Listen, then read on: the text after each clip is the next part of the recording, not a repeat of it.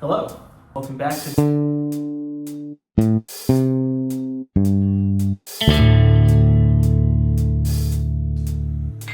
You also might hear some super cute little baby sounds throughout this video because our little baby is playing here right next to us. And we received some new information about what Frozen 3 is going to look like at D23. We got a first look clip that's about 2 minutes of footage that may or may not end up in the final cut, but at least gives us an idea of what the story might be about, who some of our central characters are. We got a song, a couple songs, Yes! from Josh Gad, and then a performance from Idina Menzel and Kristen Bell. Yes. And then we have some costumes that we want to talk about. I'm so excited. Anna and Elsa's new looks, specifically the ones in the trailer, are stunning. The girls look so beautiful, and I like how they've aged them naturally as well. Why don't we just walk through a little bit of what we saw in the actual first look trailer. Mm-hmm. So we get a clip that is kind of implied to take place immediately after or during the wedding ceremony of Anna and Kristoff. Of course, you know who those people are. They're two of our franchise mains. They're getting married finally, and it seems that they've gotten interrupted by the emergence of these little snow ice crystals that are butterflies and other things. They're flying around. One of them comes in contact with Elsa, and as she's kind of studying them, we see the Aurora Borealis come down, open what looks like a portal of some sort, and it's another adventure for the girls. So you've got Anna, Elsa, Kristoff, Sven, Olaf, your core five. And they're walking through. It cuts a little bit down the line to this kind of snowscape where they're kind of bickering with each other, which I know you wanted to talk about, so we'll get to that. But they're bickering with each other a little bit, and they come into contact with this character, this new villain, or at least appears to be a villain. It looks like the Snow Queen, which would be kind of the fairy tale that the original Frozen was based on. There's concept art of Elsa from when she was originally intended to be the villain of Frozen 1. Bears a fairly significant resemblance to this character we see now. So I think a good place to start is talking about what we know, what we think we know, what might be happening with this new Snow Queen character. So Arianna, why don't you tell us a little bit about the Snow Queen? I also want to give credit to one of my friends, Katie, for being the person to fill me in on all of this. And so shout out to all of my Frozen friends I've talked to, because I do want to preface that I've gotten a lot of ideas and inspirations that we'll be talking about from them. So this is straight off of Wikipedia. So this is a segment called A Mirror and Its Fragments. And it says the devil is in the form of a troll. It has he's made a magic mirror that distorts the appearance of everything it reflects. The mirror does not reflect the good and beautiful aspects of people and things, but magnifies their bad and ugly aspects. The troll's minions take the mirror all over the world to distort everything, then carry it up to heaven to mock God and the angels. As they approach heaven, the mirror trembles and falls, shattering into billions of pieces.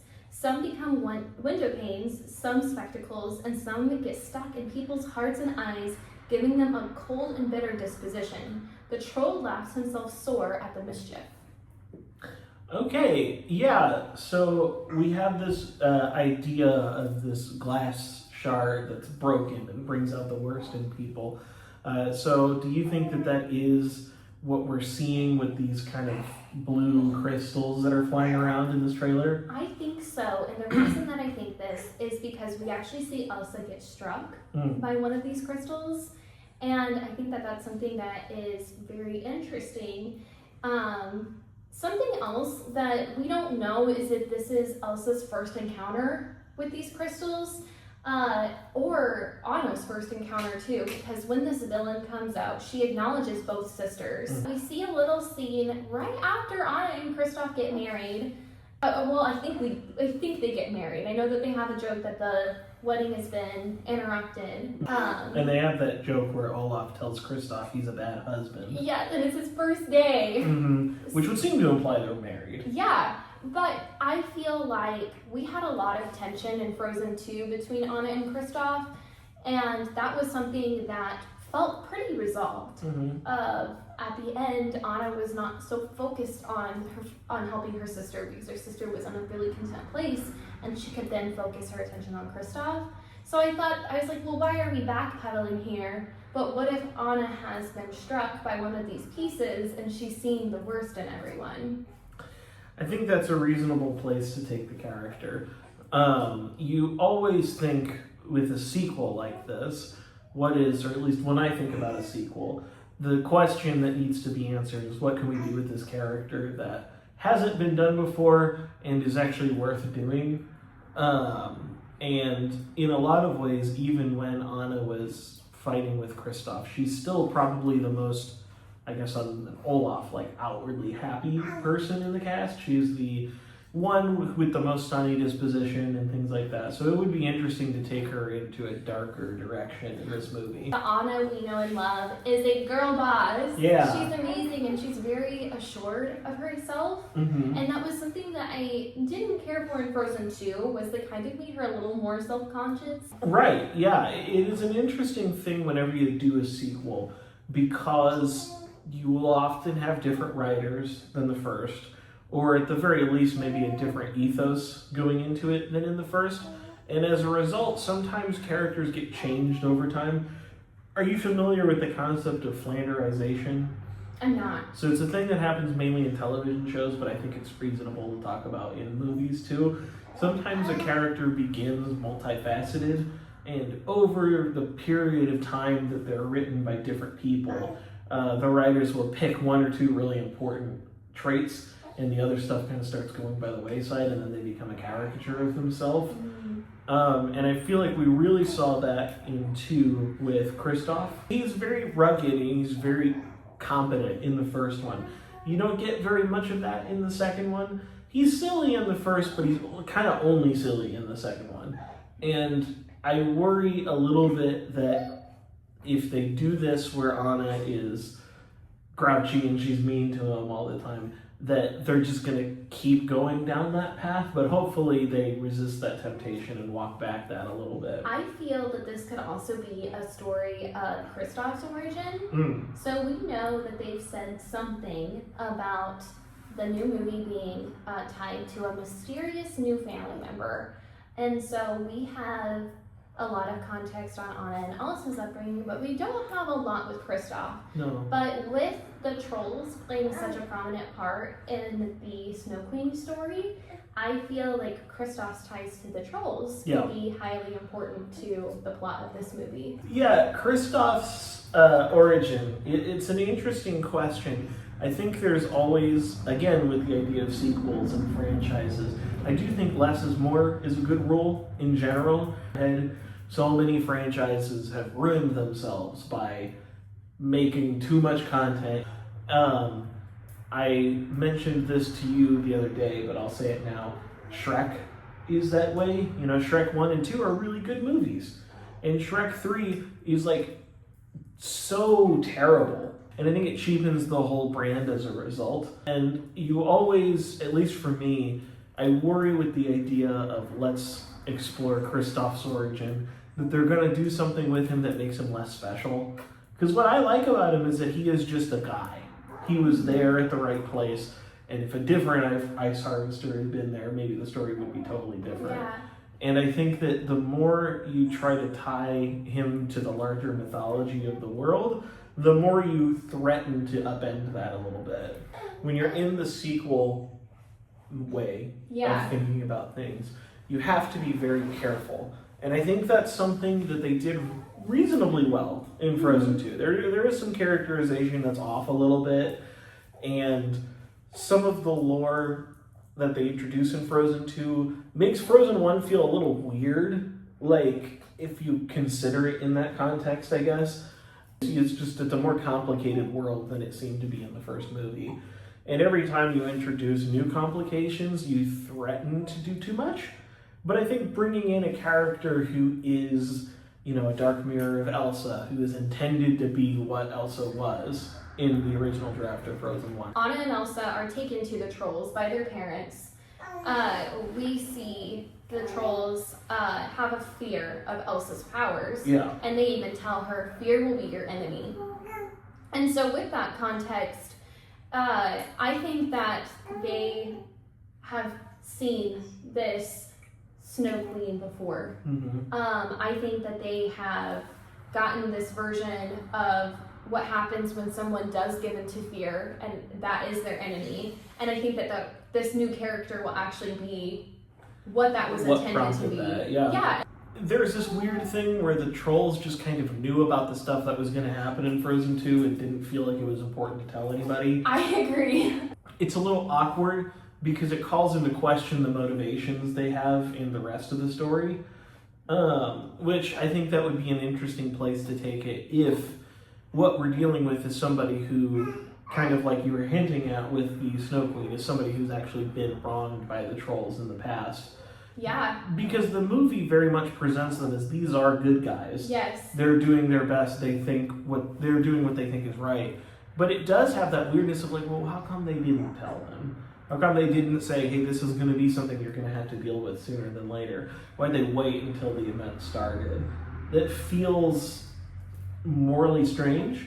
And I think any sequel, you can either choose to abandon that plot thread or develop it, and it feels like they're going to develop it, which I think is the right choice. I think that something else that is pinpointed as uncomfortable to me about Frozen 1 is the parents' relationship with the girls, specifically Elsa. Mm-hmm. And I almost wonder if Agnar, which is the father, if this could be his sister. Because we've seen his treatment of Elsa. So you know the scene when Hans puts Elsa in the dungeon. Yes. And she has these handcuffs. Right. Why are those there? And they like fully cover her hands. Mm-hmm. That's a good point. So if Agnar knew that his sister had these bad, evil powers, and he sees his daughter has that, could that be where the story is going? It's very possible, yeah.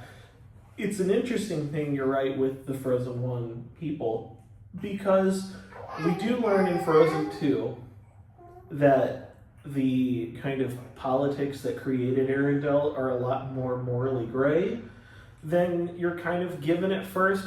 It doesn't necessarily make you feel good about either of their parents, because the mom is aware of the things that happen in Frozen 2.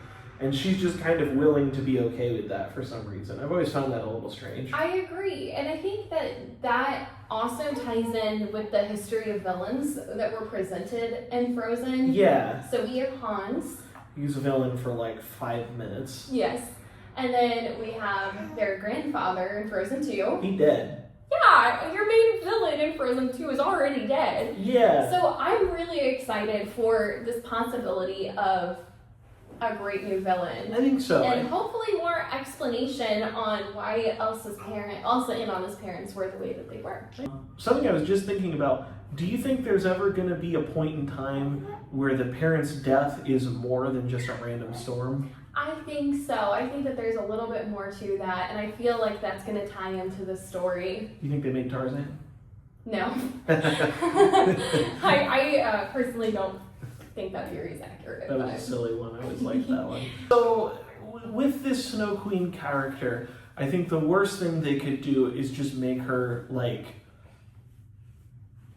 I want her to be evil. I don't want a redemption arc, but I don't want her to be Jafar, where she's just evil for no reason. Yeah. That her evil should inform us about the character. I think that could really tie in with the trolls of what you were saying. If they wronged her before. Yeah, and you're right. I think the trolls.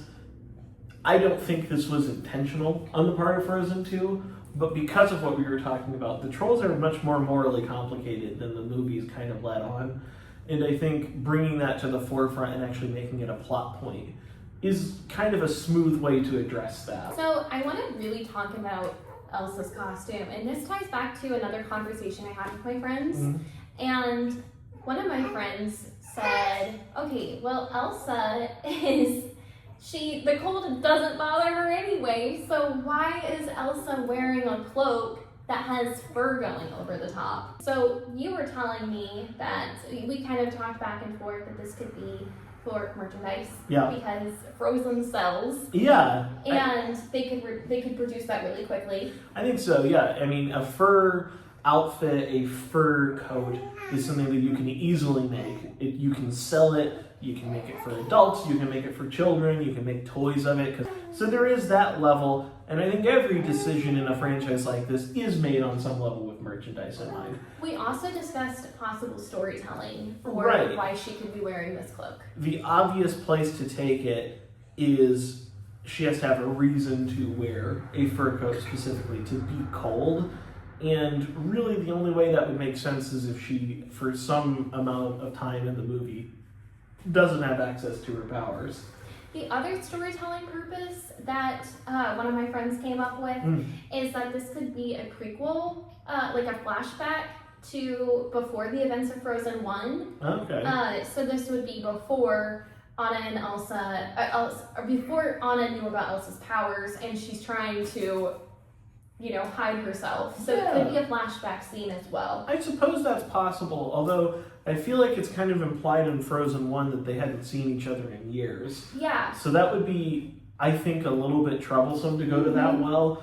So my personal interpretation is that we're going to see her not have her powers. And I for a think that portion could of be the another movie. really great place to take her story, Mhm. because we've gotten Elsa's arc. Yeah. She has become the fifth spirit, and she is really sure of herself.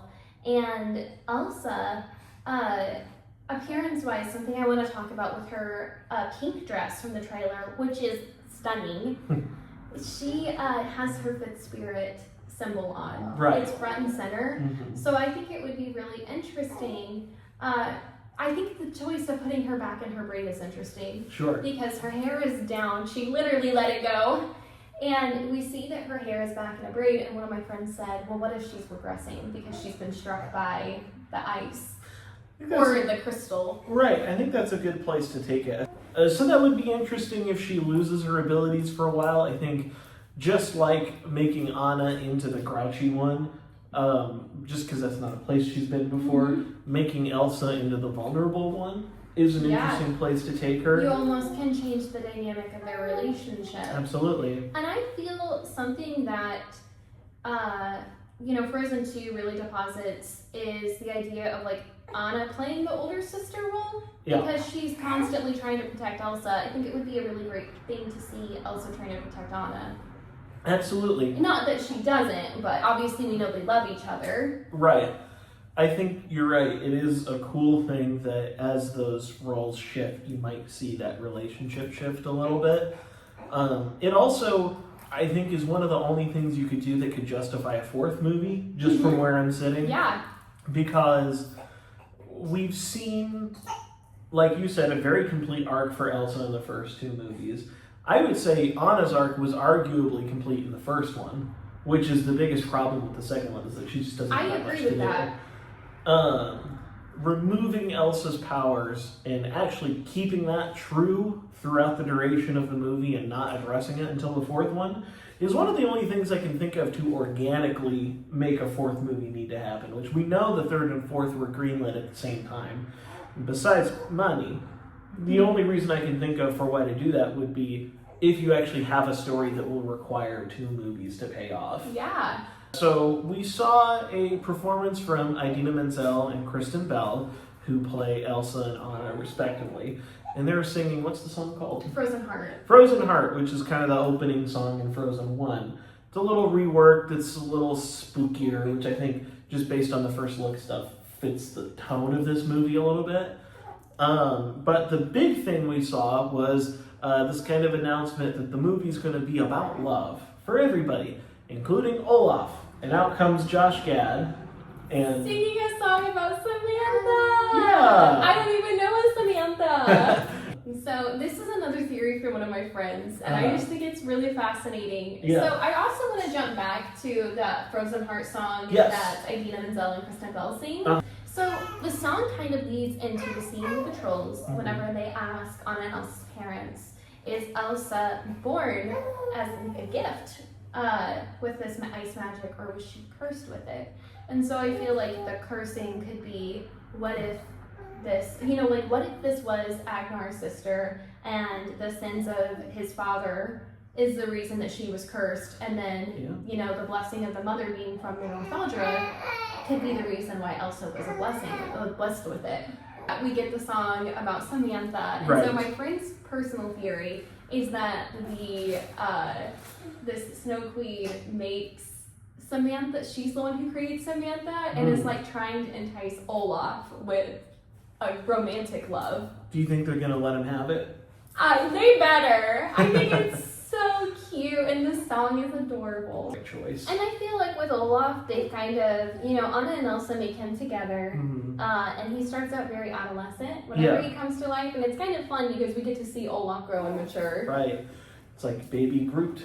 Yeah, it is like that. It's an interesting thing to use Olaf to give him this love interest, because it does sort of single Elsa out a little bit as the only cast member left who does not have that and has never had a story about that. Do you think that's something they're ever going to do for her, or are they going to kind of leave her perpetually separate from that stuff? I think that it's actually really impressive to have a character who doesn't have a love interest, because a big theme of Frozen is that love is not always romantic love, and it's this sisterhood love that they have, and I don't think that love is something that Elsa is seeking out right now. I don't feel like that's something that she is in need of, and so I don't really feel like it would add anything to her character, because there's a lot of people who are really content not having a love interest, and I feel like with Elsa being so solitary, that's something that she values. Yeah,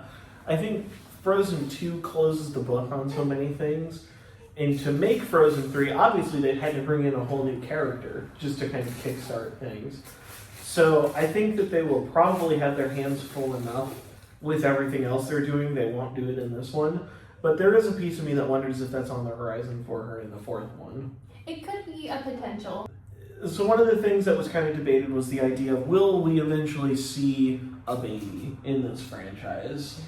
So I don't think that in the timeline of the third movie it will make sense. I think so. However, potentially there could be a time gap in the fourth movie, and I know that's something you and I have talked about, is like, let's say that this villain is an aunt to Anna and Elsa, and you have the curse and the blessed. I think it would be a really great story to take, like if Anna and Kristoff had a child that had powers. I think that that would be where you'd want to go with it, is like how to make that, how to redo the sins that their parents put Elsa through correctly. Absolutely, yeah. I do think, especially with Frozen 2 in the place, so much of that franchise, yes, is about lies and it's about things like that. It is, like you said, also about redeeming the sins of the ancestors.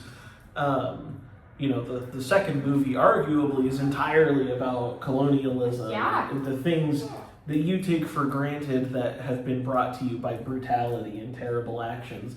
So it is interesting to give Elsa nearly a one-to-one opportunity to, like you said, kind of revisit like those be decisions. a mentor towards. Yeah. I think it would be really special if they kept like a girl. Yeah, it'd be good. And I think that too, the thing that would be nice about that is if there is a character they actually have to fight. Yes. Because if Frozen has been missing anything, it's really, this isn't entirely true, but a little bit missing action. It's very much a dialogue, run away from danger kind of franchise. And I think it's interesting to introduce a character who poses a tangible physical threat. Yeah, we've not seen Elsa. We've seen her use her powers out of protection and defense. Yeah. But we've never seen her like actually intentionally try to fight somebody on purpose. Yeah, and it feels kind of cool to open that door now, because now we're looking at people, even somebody who was born the year Frozen came out is going to be 13 or 14 now. That's a good age, I think, for a franchise to start delving more into the implications of violence and when that's acceptable. And I think one time it's acceptable is if there's some kind of crazy witch coming to like destroy your house. Arianna, do you have any closing thoughts for the viewers at home? Please do not hurt General Matthias. And Sven looks so cute in his bow tie.